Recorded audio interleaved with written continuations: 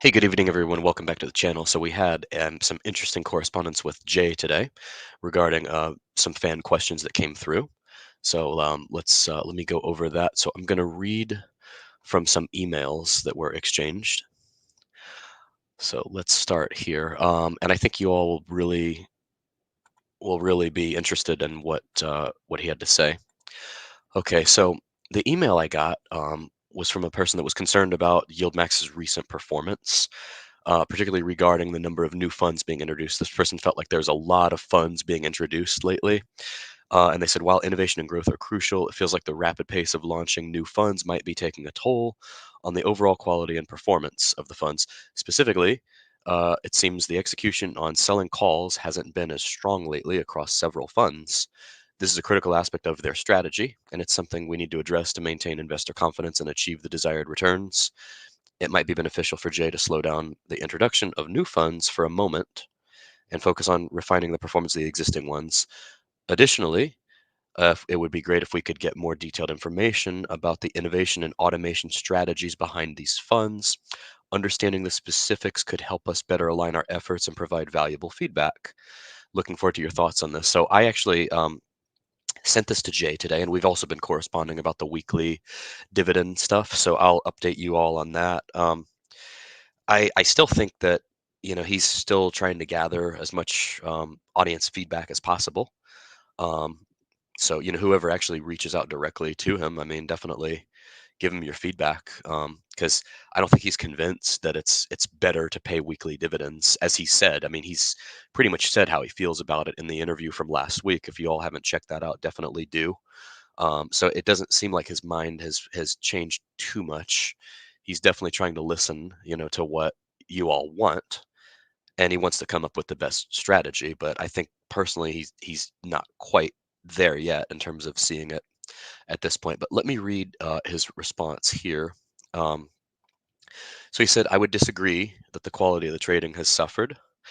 I actually would say we've improved with more activity and additional people. So they've added to the staff. I'll add that as we put additional tactics at our discretion, we will capture even more upside." He didn't specify additional tactics, but he did say, as we put additional tactics at our discretion. So that's interesting. He did hint towards this. Remember, I think he talked about like call spreads and stuff like that, and some more advanced option strategies that can be deployed with these funds. We will capture even more upside going forward. Ultimately, a fund's performance depends on the underlying movement. As we know, look at Tesla versus Nvidia versus Coinbase, right? Um, Ultimately, a fund's performance depends on the underlying movement, and I think the market environment has shifted the last 2 months, so it's not a matter of capacity. So that was his answer to those things. So I thought that was pretty interesting. I thought that was worthy of a video. So let me know in the comments section like what you all think about that, whether you all agree, disagree. Do you all feel like YieldMax's performance has been suffering lately? Do you all feel like there's been too many funds released? Do you all agree with the sentiments of the emailer? Definitely let me know. But I wanted to. I definitely felt that the correspondence was worthy of a video. So. And I honestly don't know if we will see a weekly dividend paying YieldMax fund. I mean, we're already releasing, as we know, a lot of funds as it is. I mean, I would agree that they're releasing a lot of funds lately. Um, but I'm not exactly sure how you all feel about that. Luckily, I saw this email. It's not all that often that I get a ton of email from you all, but when I do, I definitely take it seriously and I try to get answers for you all where I can. So, um, I'll give you all a little time to comment. If not, that's pretty much what I had for you all today. So, just a quick one.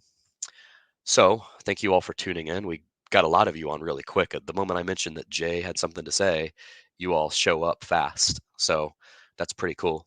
But anyway, hopefully that was good info. Play it back if you didn't hear his response the first time.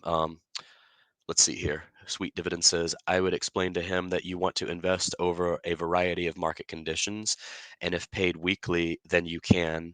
So, I don't know if I should put a poll out or what, but I have seen some of you in the comments, especially on the interview with him last week. Some of you said that you think compounding works better with weekly dividends, like if you're reinvesting them. Um, he disagreed. He said it's going to negatively affect compounding because they're paying weekly dividends instead of paying them monthly. That was what he said. The working investor.